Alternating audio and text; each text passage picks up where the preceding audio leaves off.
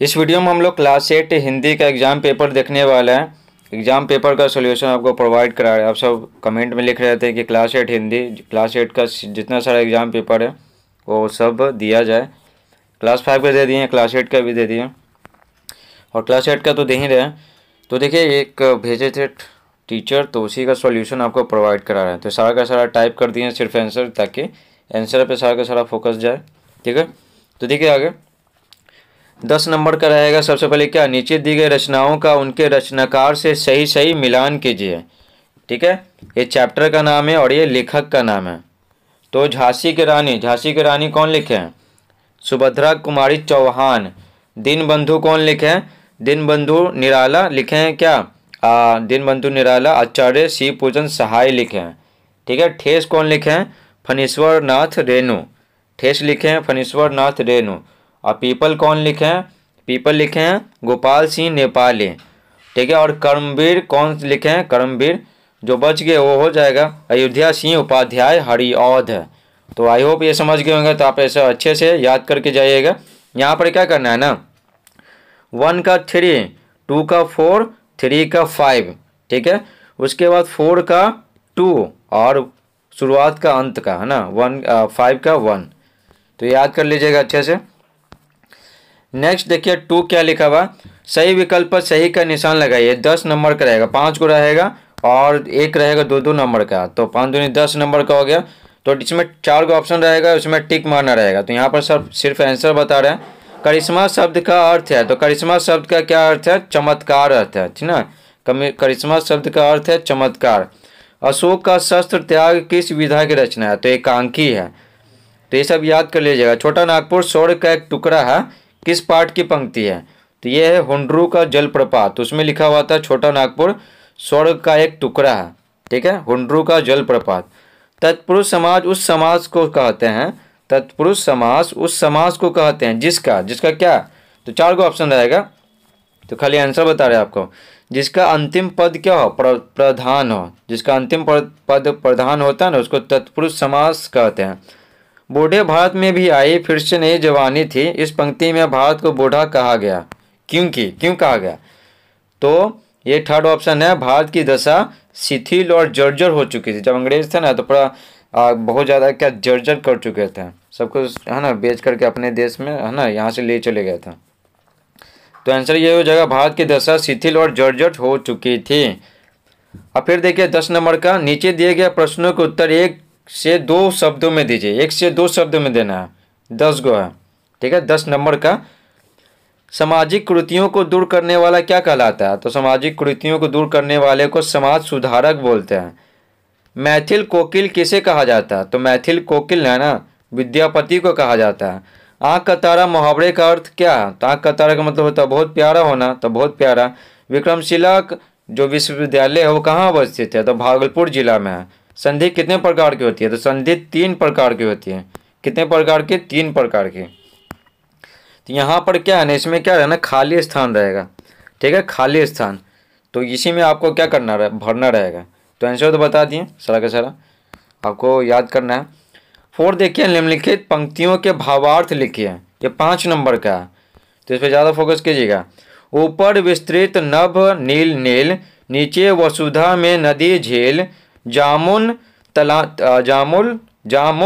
तमाल इमली करील, जल से ऊपर उठता मृणाल।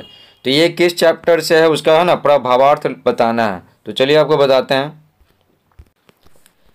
तो देखिए यहाँ पर भावार्थ लिखेंगे। वन प्रदेश में ऊपर नीले नीले आकाश के नीचे, धरती पर कहीं नदी है तो कहीं झील है। जामुन आदि विविध प्रकार के पेड़ हैं, यानी अनेक प्रकार के पेड़ हैं। झील में लाल लाल कमल खिले हैं, जिससे वन प्रदेश की शोभा मनोरम हो रही है, यानी बहुत शोभा क्या सभी को भा रही है। ठीक है, तो ये आप याद कर लीजिएगा, और याद तो होगा ही। तो इसका हो गया। ठीक है ना, 5 नंबर का हो गया भावार्थ। तो इसी का भावार्थ लिखना था, बता दिए। अगला देखिए, अगला एक लाइन यहाँ पर छूट गया था, इसी में था एक लाइन है ना। तो देखिए 5वां, ये भी 5 नंबर का है। देखिए 5 नंबर का, तो क्या बोला जा रहा है, अपने जीवन की किसी ऐसी घटना के बारे में बताइए जब आपको किसी से ईर्ष्या हुई हो। ठीक है, तो ये आपके बारे में पूछ रहा, तो हम अपने बारे में बताते हैं। तो हमको ईर्ष्या कब होता है, जैसे बचपन में ना स्कूल में पढ़ते थे तो किसी का नंबर है ना मेरे से ज़्यादा आ गया तो एग्ज़ाम में, तो हमको ईर्ष्या होता था। तो आपको कब ईर्ष्या होता था तो उसी के बारे में लिखिएगा। तो ये 5 नंबर का है, तो थोड़ा अच्छे से बना करके लिखिएगा। 6 देखिए, निम्नलिखित प्रश्नों के उत्तर लिखिए। पहला है, खेमा कसाड़ा के होटल पर काम क्यों करता था। ये 5 नंबर का है, खेमा कसाड़ा के होटल पर काम क्यों करता था। ठीक है, चलिए बताते हैं। तो ये उत्तर लिखेंगे, गरीबी के कारण खेमा के पिता अपने बच्चों का भरण पोषण करने में सक्षम नहीं थे, इस कारण से खेमा को बेच दिया था। इसलिए खेमा कसाड़ा के होटल पर बाल श्रमिक के रूप में काम करता था। समझे, बाल श्रमिक के रूप में काम करता था, तो उसके पिता बेच दिए थे तो उसको काम करना पड़ा।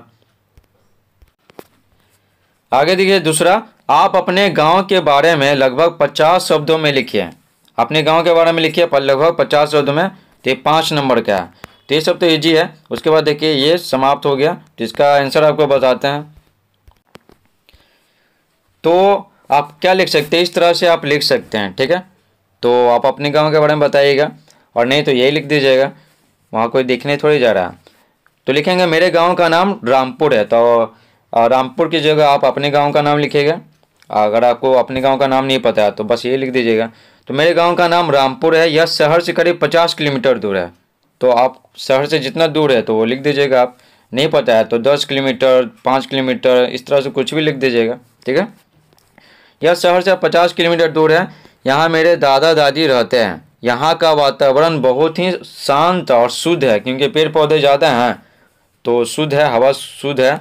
और यहाँ पर घोड़ा गाड़ी यहाँ ना जो वाहन है ना बहुत कम चलता है, जिसके कारण यहाँ पर क्या बहुत शांति है। यहाँ के लोग हर समय मदद के लिए तैयार रहते हैं। गांव के लोग हमेशा मदद के लिए तैयार रहते हैं, एक दूसरे की मदद करने के लिए। यहाँ बच्चे मोबाइल कंप्यूटर से नहीं, मिट्टी से खेलते हैं। ठीक है ना, मिट्टी का जो खिलौना होता है ना उससे खेलते हैं, कबड्डी खेलते हैं, क्रिकेट खेलते हैं, ये सब आप लिख सकते हैं। अब गांव में 12वीं तक की पढ़ाई की व्यवस्था है। पहले 10वीं तक था, तो अब लिखेंगे कि अब गांव में 12वीं तक की पढ़ाई की व्यवस्था है। मेरे गांव में अस्पताल और पोस्ट ऑफिस भी हैं, जहां यहाँ लोग सुबह उठकर काम पर लग जाते हैं और खेतों को चले जाते हैं। ठीक है, तो यहाँ का है ना मुख्य काम क्या, मुख्य व्यवसाय कृषि है। लोग शाम को चौपाल पर बैठकर आपस में चर्चा करते हैं। तो लगभग 50 शब्द में लिखना था। तो लिखेंगे कि मुझे गांव का जीवन क्या है बहुत ही पसंद है, और मैं गर्मियों की छुट्टियों में गांव में जाता हूं, और आम के बगीचा से क्या आम को खाता हूं, तो मुझे गांव बहुत पसंद है। इस तरह से आप बना बना करके लिख लीजिएगा। इस प्रकार से पढ़ाई समाप्त होता है। ठीक है वीडियोस, थैंक्स फॉर वॉचिंग।